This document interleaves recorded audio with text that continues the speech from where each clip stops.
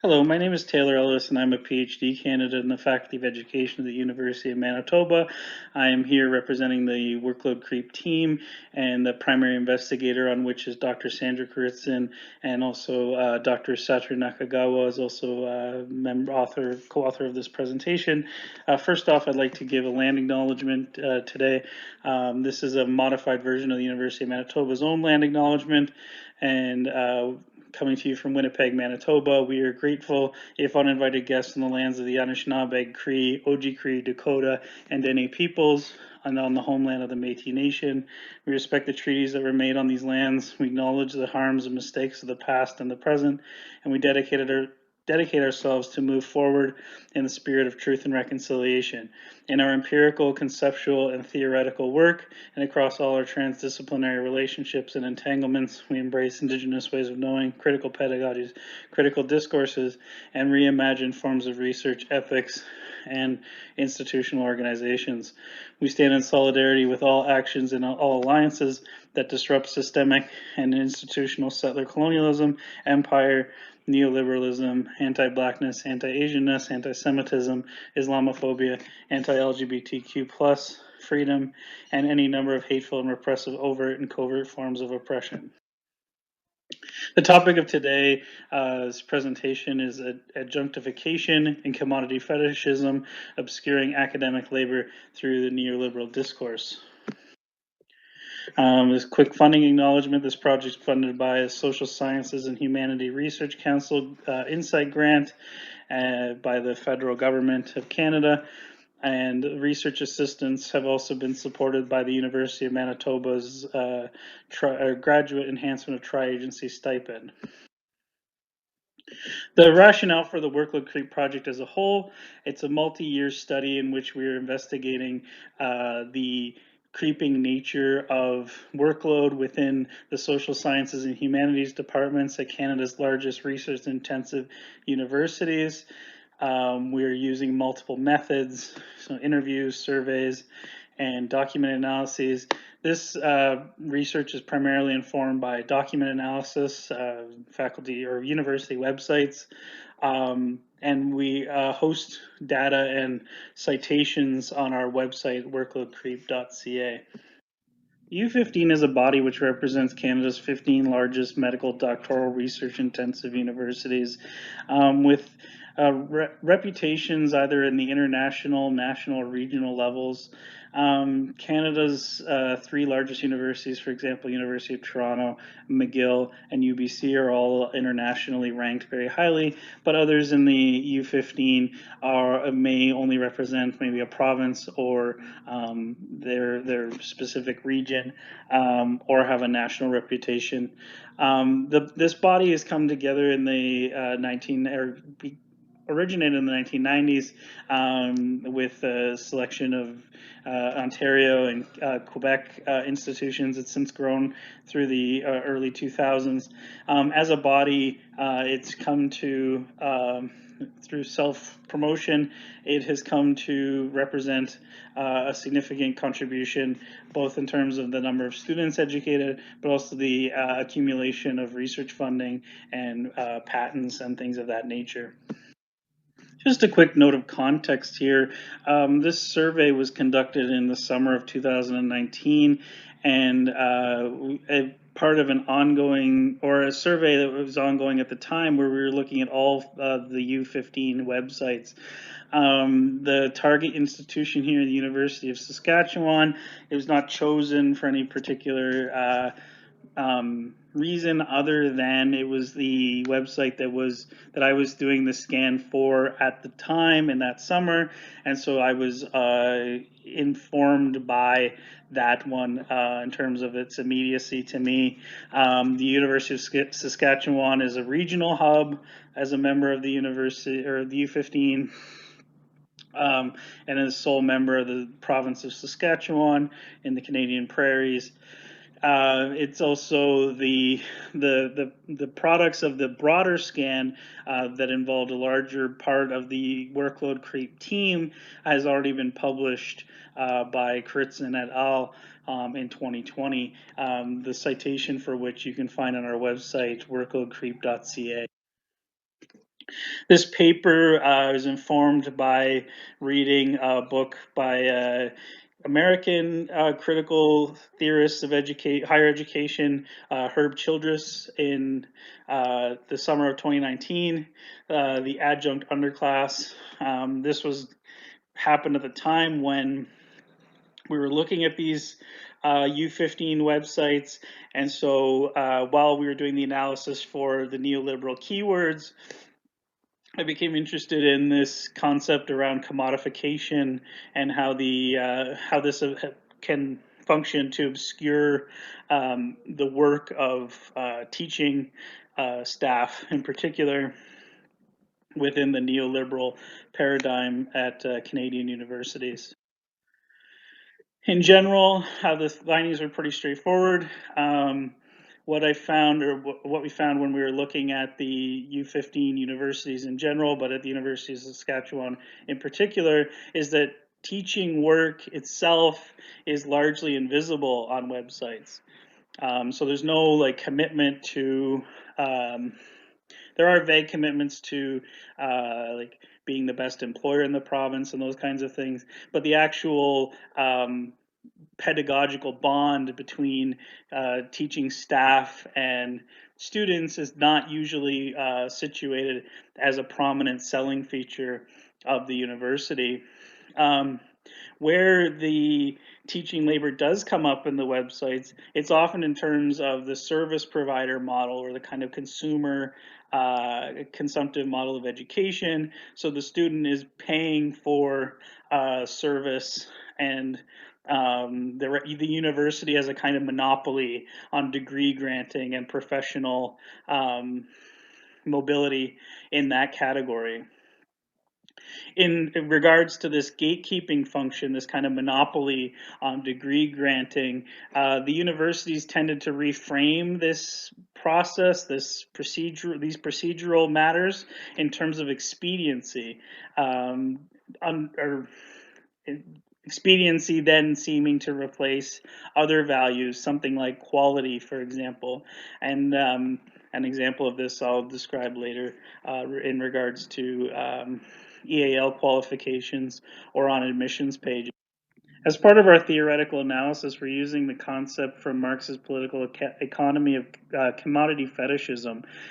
This is a critique of bourgeois economics that looks at the way, that attempts to obscure the way that production is a social relationship between people. The production of goods and services is done by people, and the distribution and consumption is a human enterprise. And he argues that the bourgeois economics will instead replaces that as a kind of natural phenomena between things themselves. In our case, looking at higher education, we argue that education in the way that universities describe it is increasingly being seen as a fetishized commodity that obscures the labor of teachers and students through the production of a kind of credential that then becomes a commodity with a pure exchange value.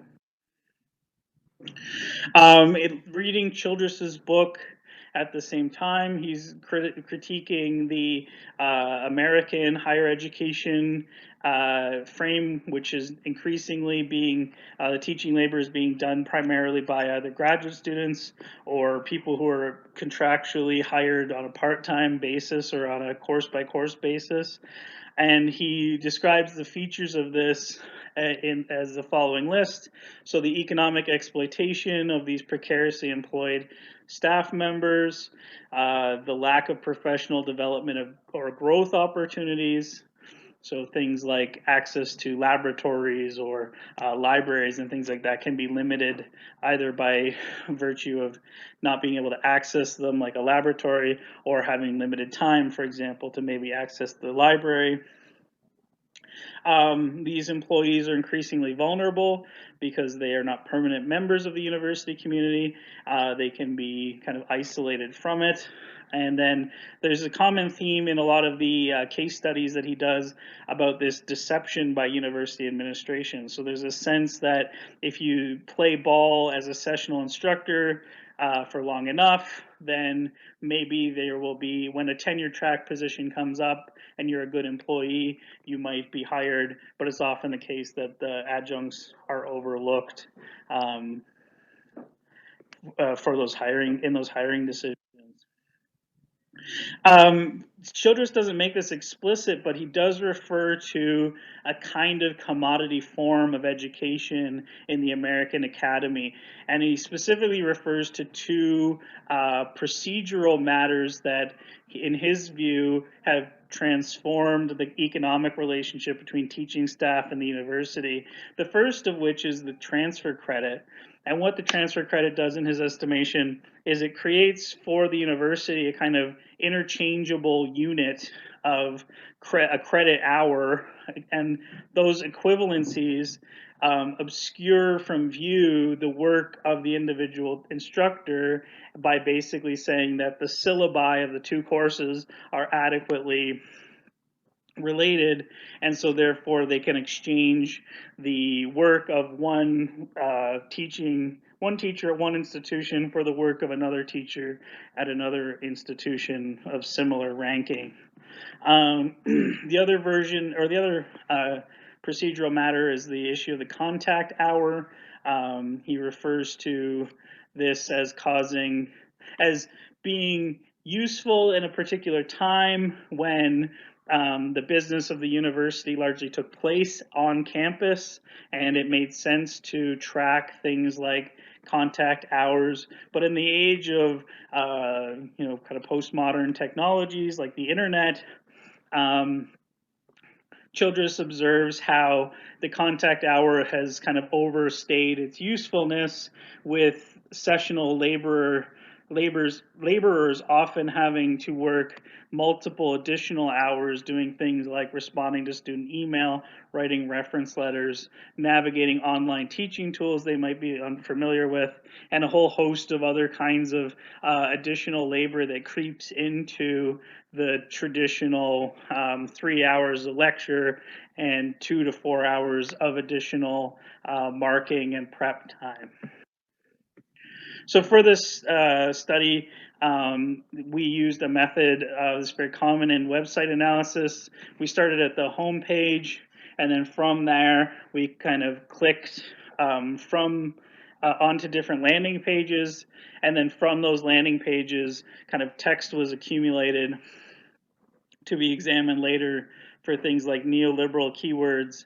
And in our case, I was looking at instances where teaching labor was being discussed. So we were targeting pages where that might be relevant. So things like faculty home pages or admissions pages.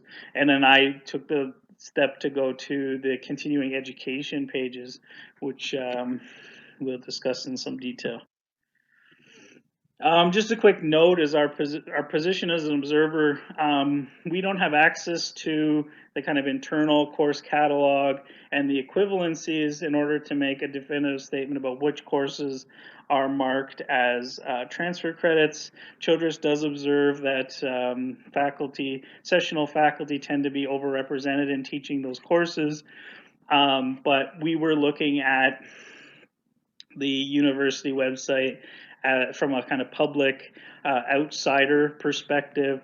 And so we were looking for the ways that the university represents faculty work, or teaching faculty work in particular, back to a kind of uninitiated, broad public audience, not as an insider with greater detailed knowledge of the functioning of the particular institution.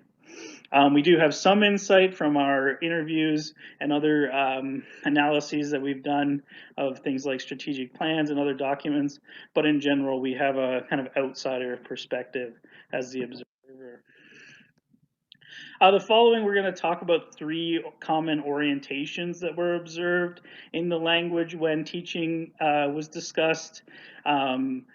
These are kind of categorized in the way that they kind of transform the relationship between, they seem to attempt to transform the relationship between the teaching faculty member and the student in the university. So the first example here is the consumer orientation, and this has been kind of widely critiqued in higher ed literature in general.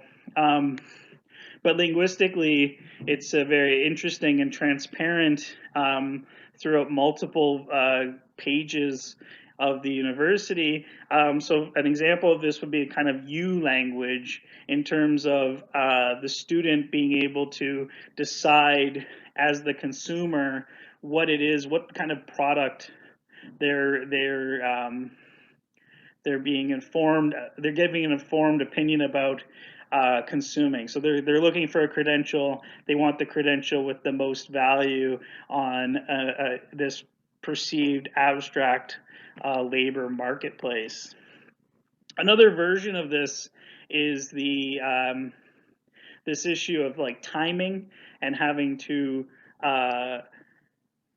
negotiate or engage in a kind of collegial or social aspect of the university. We found, so for example, the arts and science faculty homepage,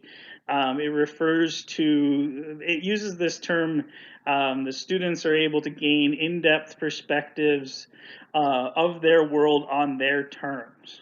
So that positions the student as the primary kind of agentive actor within the post-secondary setting. And again, this is kind of contributing to this notion of the student is buying a product, and so therefore they're able to set the terms of that purchase in a kind of crude consumerist mindset or lens.